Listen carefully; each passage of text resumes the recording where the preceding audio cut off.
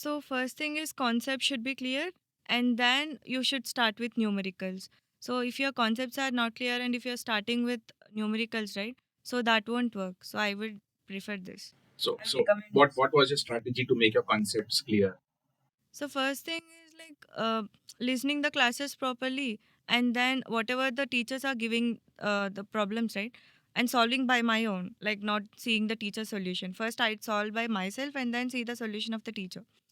So that is what I have done in my summer crash course, which I have joined in Home Institute, right? So yeah.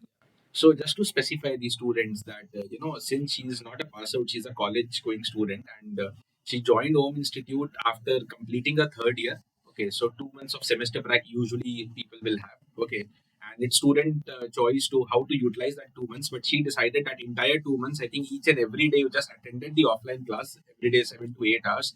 So and after that you also watch some online lectures by home. So, that entire 8 hours that you're spending daily. Okay. So, how was your life during those 2 months? I mean, was it really hectic with the summer crash course? Were you able to revise on the same day the entire concepts? First thing is like in BTech life, right? Generally, we won't study that much in colleges. So after coming to this institute, starting I suffered, but at the same time, the teachers which we have, like they're really good at making people understanding. So in that case, right, I got a call from Gautam sir that there is this summer crash course, and then I joined this.